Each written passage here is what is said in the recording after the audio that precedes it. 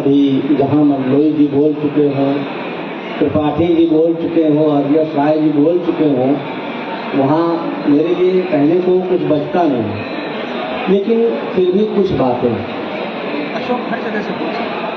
हाँ, लेकिन कुछ बातें हिंदी कहानी के बारे में अगर हम आज देखते हैं तो हिंदी कहानी में कम से कम 6 से 7 पीढ़ियाँ एक साथ लिख रही हैं। और हिंदी कहानी में हमारे साथ अगर उदय प्रकाश हैं तो बहुत सीनियर राइटर हैं, या ज्ञानरंजन जी हैं, काशीनाथ जी हैं, लेकिन उसके बाद आप देखिए कि एकदम नए लेखक हिंदी कहानी में आ रहे हैं। लेकिन सबसे जो हिंदी कहानी का एक दुखद पक्ष है कि हमारे समय में कुछ संपादकों ने हिंदी कहानी में एजेंडा राइटिंग करवाया, यानी कि कहानियां फैशनेबल तर्ज पर लिखी जाने लगी और लेखकों से कहा जाता था कि आप कोई कहानी ऐसी लिखिए जो स्त्री विमर्श पर हो और उसमें कुछ सेक्स का तड़का भी हो। इसी तरह से कुछ दलित विमर्श की कहानियां लिखवाई गई, मतलब पहले से फिक्स करके कि दलित विमर्श किसमें लाना है। इसी तरह से स्त्री विमर्श हुआ, आदिवासी विमर्श हुआ, जबकि उन कहानियों में कहीं कहीं जो कहानी का ट्रीटमेंट है, जो चित्रण है, जो कथानक है, शिल्प है, उसमें कृत्रिमता का जो है बहुत अभाव दिखता था। ऐसा नहीं लगता था कि इसमें जीवन की गहरी संलग्नता या गहराई हमारे सामने आ रही है। लेकिन फिर भी यह देख के कई बार अच्छा लगता है कि बहुत सारे कथाकार जीवन से कहानियां उठाते हैं। हाँ, बोलो। ये भी नहीं कहा। अच्छा, तो जीवन से कहानियां उठाते हैं, रंगों से कहानियां उठाते हैं।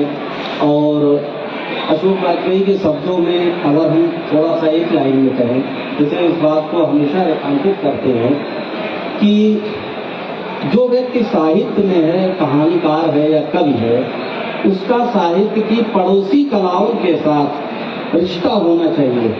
यानी कि जो कथाकार है उसको कविता भी पढ़नी चाहिए, नाटक भी पढ़ना चाहिए और दूसरी विधाएं, सिनेमा, नौटंकी या दूसरी चीजें भी करनी चाहिए। अब मैं आता हूँ इस बात पर कि एकांत जी ने 1 से अधिक विधाओं में लिखा है।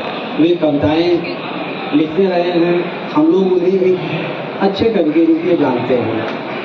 वे वागर्थ पत्रिका के लंबे समय तक संपादक भी रहे और बहुत पहले उनका एक शायद डायरी संग्रह आया था, वो मेरे हाथ लगा था और मैंने उसे पढ़ा था। उसमें बहुत सारी चीजें और जीवन के बहुत सारे प्रसंग आते हैं जिन्हें पढ़कर बहुत अच्छा लगा था मुझे। और आज मैं देख रहा हूँ कि उनका जितनी यह गाथा कहानी संग्रह प्रकाशित हुआ है, अभी तो मैं उनको बधाई देता हूँ कि वे कहानी की ओर आए हैं। और मुझे लगता है कि 25-30 वर्षों में रंगों पर कहानियों का कोई संग्रह प्रकाशित नहीं हुआ होगा। ये तो हरियस राय जी भी बता सकते हैं शायद।